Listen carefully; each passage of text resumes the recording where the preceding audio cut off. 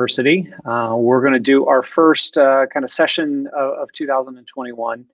Hopefully you made it through 2020 in good enough condition. I know it was a tough year for many, and I wish the best for everybody in 2021. We haven't done many of these recently. We kind of got busy with a whole bunch of different activities going on here at Wisper, but I hope to get back into this in kind of a big way in 2021. So as we get started, as always, you define success. I really, really believe this, that, don't go out and chase the Joneses. Don't try to one up. No matter what you do, you'll always find somebody that has a bigger house, more cars, bigger company. But if you define your success, you will always be successful. So I wanted to give a quick update on our Built to Lead. Built to Lead is a program where we are helping our employees discover who they are, understand. We talked about the core, right? And you can go back and look on our YouTube channel about talking about the core and what that means to have a strong core and understand who you are. And we opened it up to anybody and everybody. Anybody can be part of it. We've had our first class, our first 90-day class that goes through to help you build your core, and just amazing results. And it's not amazing results for Wisper. It's amazing results for the individual people who went through the class. It's free. You can come to it. If you want to come to it, you can email Austin Newton. Her email address is up here on the screen. If you're interested in learning more about Built to Lead, it's not our program. It's a third-party program that we're implementing. You can go to their blog, which is down at the bottom of the screen. It's just a really, really good program. I have personally grown from doing it, and I love seeing other people grow. It's just amazing when you have some self-realization. I always like to say, when you realize you're the problem, and you can move forward and move past those and become the best version of yourself. So I would highly recommend, if you're interested at all in building into yourself and growing as a person, that you sign up for our next class we have. Just email Austin and she'll let you know when the next one begins and what you can do to be part of that. It's all virtual. You don't have to come in anywhere, and it's really, really good. So with that, we also want to kind of put a survey out. The survey here is at the bottom of this slide, and we'll put it in the chat as well, or the comment section. But what topics do you want to cover? I love talking about any topics that people are interested in. I love just learning what questions people are asking and how I can help. Sometimes it's hard to remember back to what it felt like, when I was year 5 of Wisper, and what the struggles I was going through. But when people ask certain questions, like, oh yes, if I only would have known this or that when I was doing it. So here's some suggestions we have up there. There's a survey you can take. It allows you to kind of rank the different ones. It also allows you to put in any topic that maybe isn't listed. We can go technical. I'd be happy to bring in experts if it's a topic that I don't know that much about. Bring in other people, that way you don't always have to listen to me ramble on, and we can do that and bring in people. So by all means, please fill it out. We'll do whatever we can to help. I want to make sure that we're providing value to the people who are logging in. And that's one way for us to do that, is to have you guys recommend the topics. As always, you can ask questions. Just put them in the comment section, the chat section, and we can answer whatever questions we have at that time. If there's something we can't get to, we'll make sure we follow up on the next session.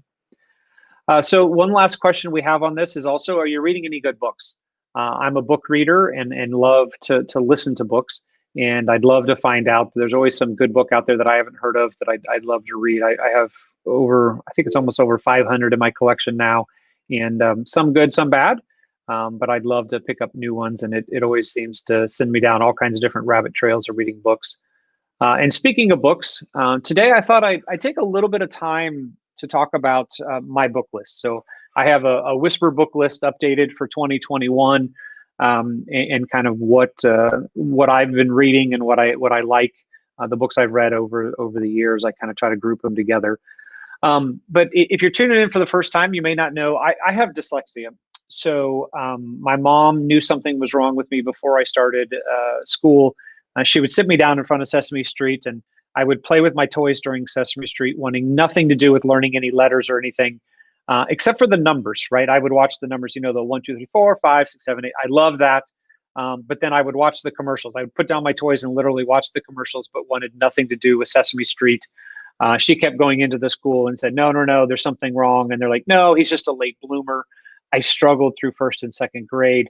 I was bored out of my mind in math class because I couldn't be in the highest math class because I couldn't read the word problems. But the medium math class was easy for me. And then at the end of third grade, they finally did testing and they said, oh, wow, your son has dyslexia. And my mom's like, yeah, I kind of knew something was wrong. But back then, dyslexia wasn't that big of a known thing. And it doesn't mean that, it sounds like it's a disability. And I look at it and say, no, no, no. The dyslexia is my biggest advantage. I am so thankful I have it. Maybe back in elementary school and high school, I didn't think that way, college too.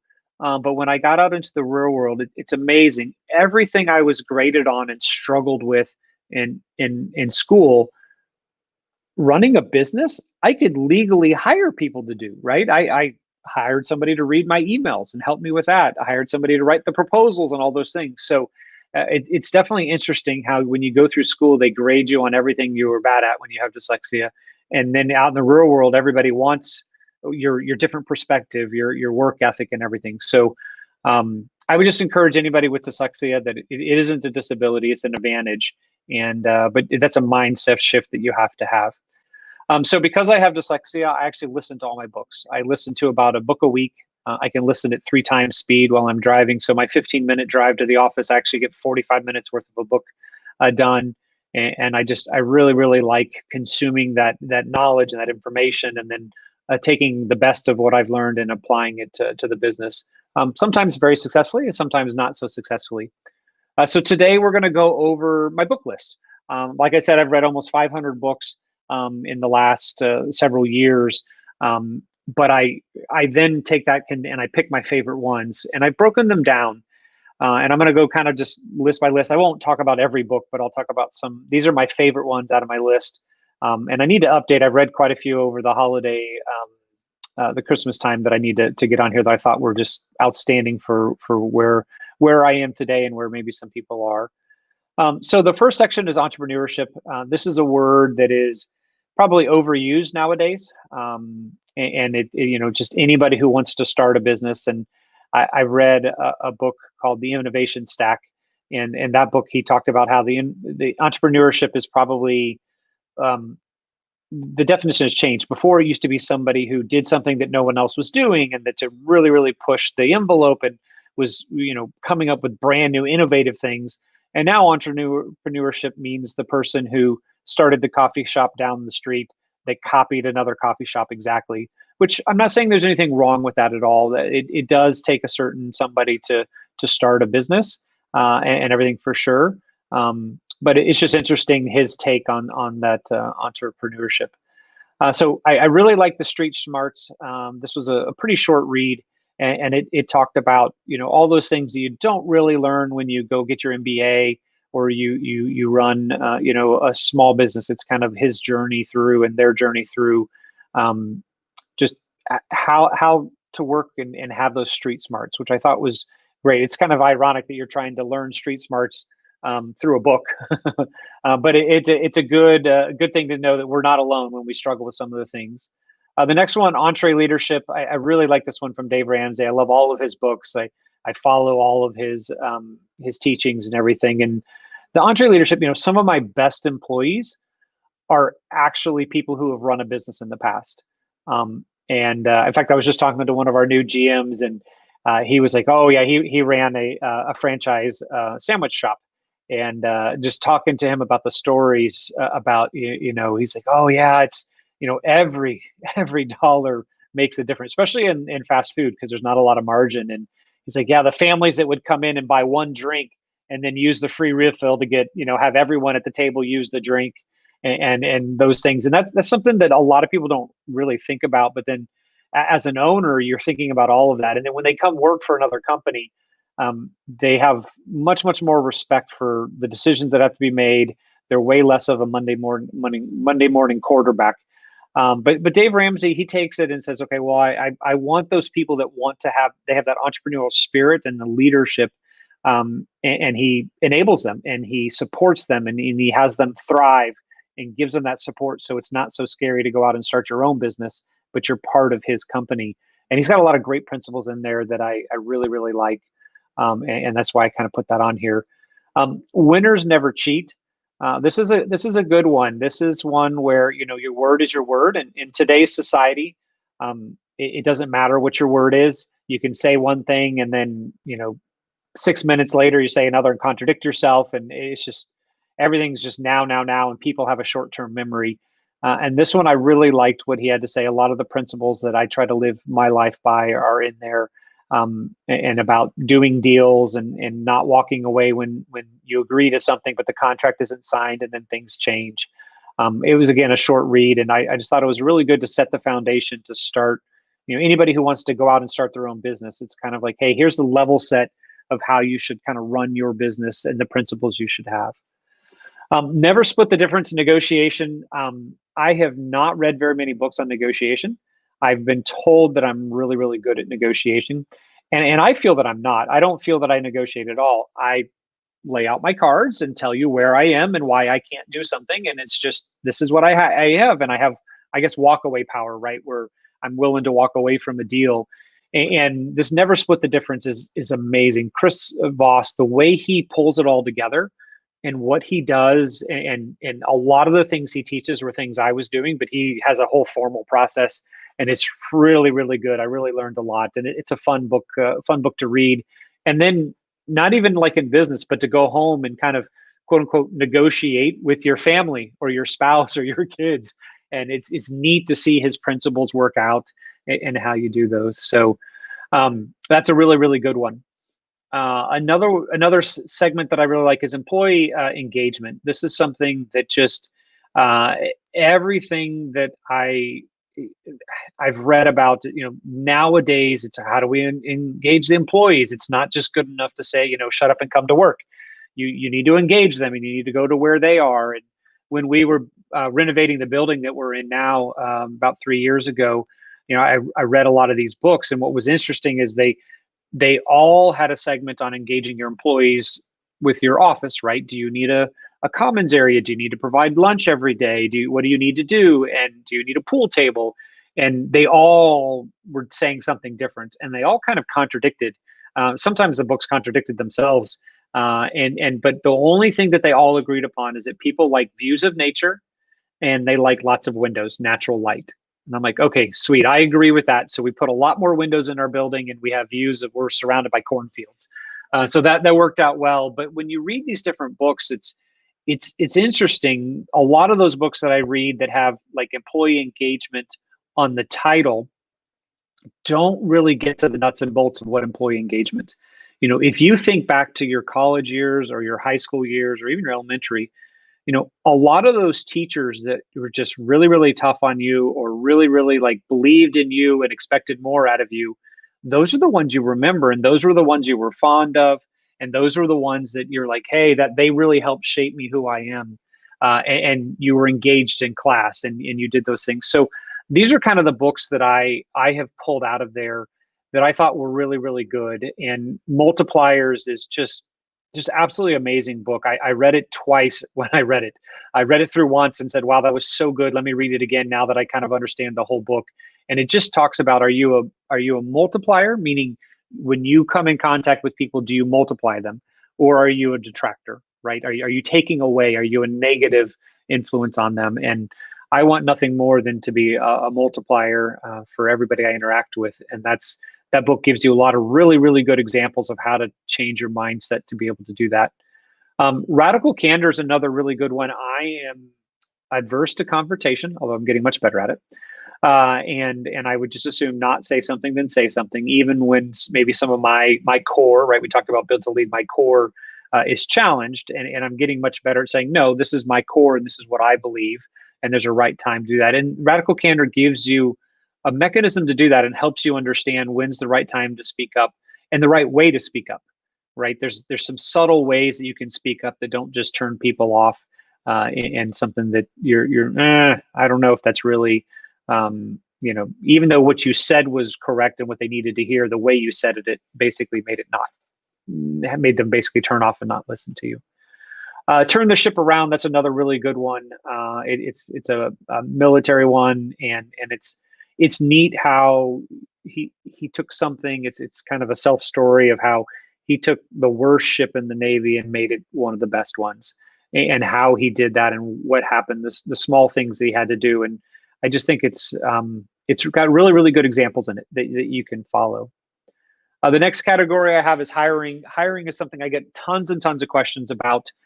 Top Grading, I think, has been my best book, hands down. It was just a game changer for us as to how we improved our hiring, what we did, and how we did it. So I highly recommend. It's a process to your hiring. It kind of proves to you that it's worth spending the time getting the right people in the door. And then Simon Sinek, he's got a ton of great books, but Start with Why. And that kind of helps you frame up why you're doing what you're doing, and allows you to maybe sort out who's the right fit. It's just because somebody doesn't fit your corporate culture doesn't mean they're a bad person. But if you have 20 different people with 20 different core values, and they don't know why they're there, that becomes very unruly. And you as a leader are responsible for getting everybody aligned and getting them in going down the right, rowing in the same direction. They don't have to be robots, right? You don't want robots, people who all think the same, but you want people to at least understand why they're there. And I think Simon Sinek really helps you answer some of those questions as you get into your hiring. The next one, I'm not a salesperson. I don't like to sell, although I've been told I can sell ice to Eskimo, and that's probably why I'm a good negotiator too and a good salesperson. I don't think I'm selling. I truly want to help the customer, and this is the Blue Oceans. I think was probably my favorite book on selling, and it talks about, if everybody's going this way and selling one thing, what do you need to do to go the other way? What do you need to do? And when you create a blue ocean, if you're the only one selling a product, then you kind of don't have any competition, and you kind of have a leg up. And I love the way they talked about it, and it's just like a different way of thinking about things. And I loved how they brought that together.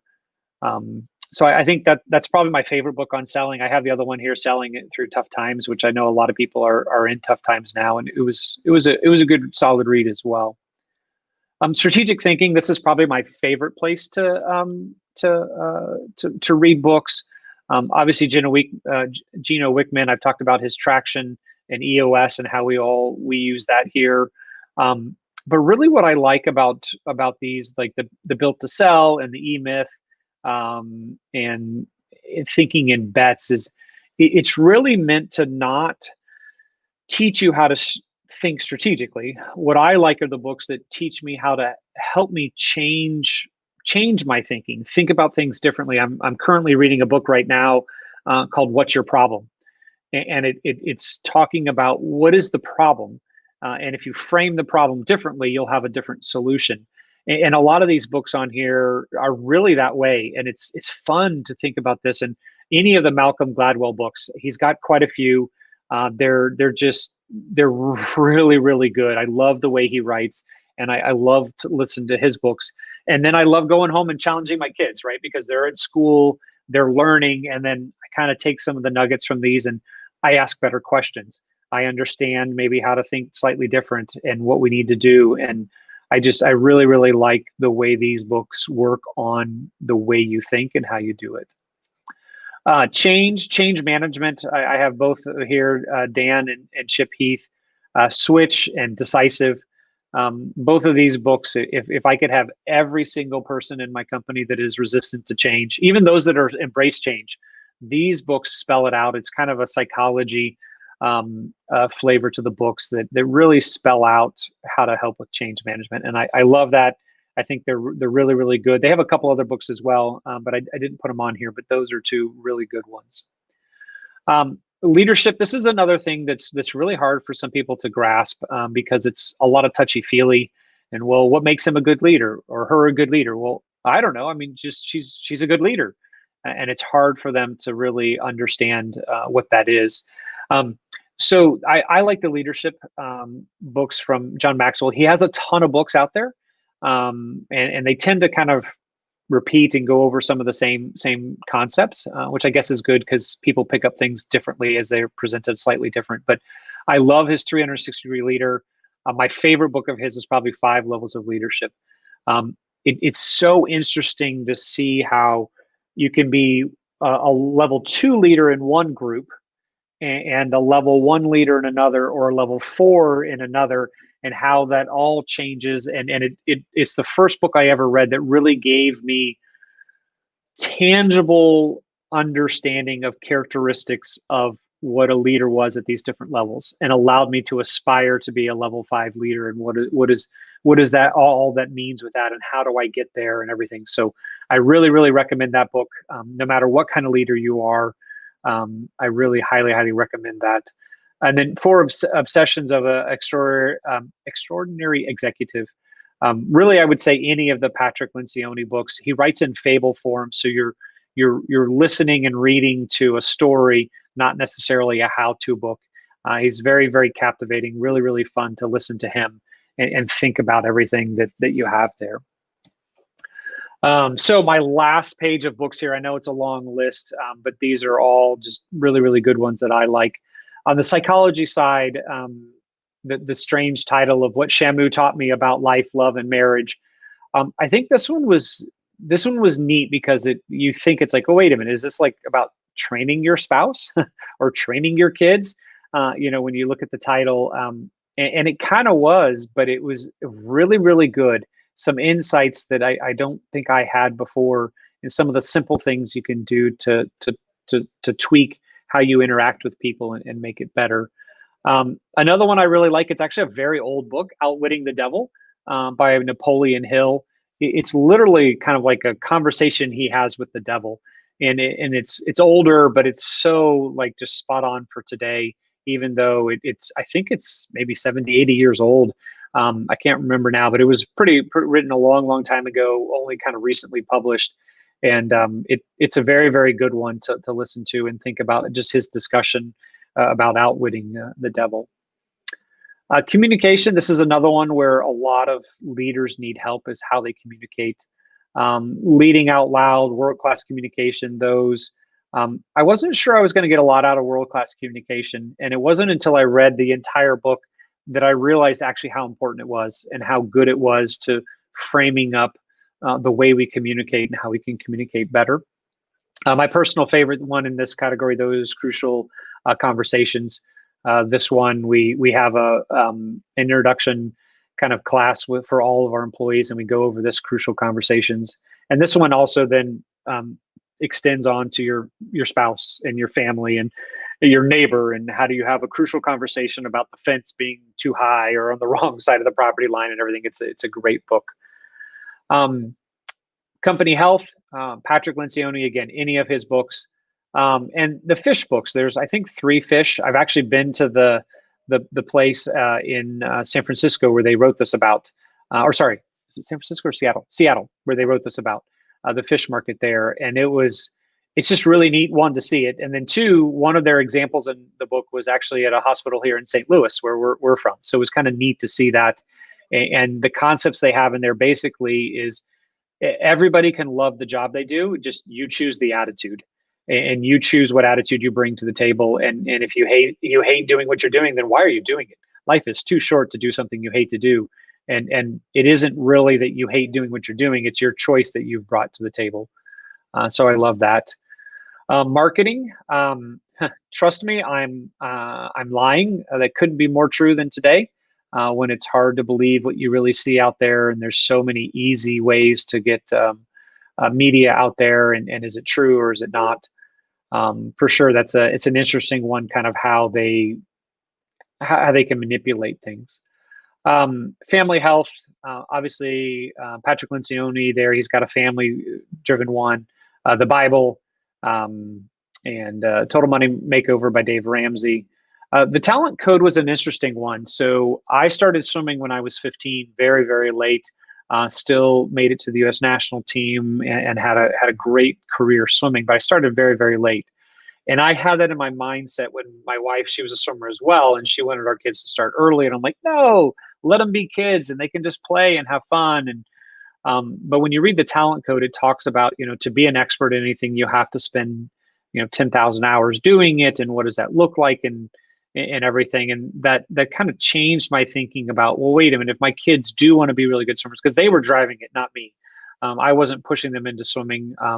We taught them to swim, and then they were the ones that wanted to keep doing swimming. So they really had, the talent code helped me see that and help me really understand what it takes to be an expert or a professional in whatever career you take. So that's kind of my book list. If you have any questions about any of these, we can spend one of our sessions talking about one of them specifically. I would highly recommend that you read these. I'm sure there's some category that fits your fancy. I like to jump around and not just read all business books. I'll read some history books and then some psychology books and all kinds of things. But I typically gravitate towards the kind of self-help business books. So this is a quote I love. You'll be the same person in 5 years as you are today, except for the people you meet. And normally when I give presentations, I'm in a big group and I'm like, hey, the people you meet, but we're all kind of virtual now. But the people you meet and the books you read. So I would highly recommend that you read books. There's a link to the survey if you want to fill out any topics that you would like to have me talk about. Or if you have any questions individually, if you want to take some of those offline, I'm happy to talk with you. Don't forget to subscribe to our YouTube channel, or you can catch us right here on Facebook Live as we go through 2021 and try to learn and share together. I'm looking forward to having a lot more guests on with me and covering topics that are important to you. So with that, I'll sign off for today, but thanks so much for being here and look forward to interacting with you over the virtual channels in the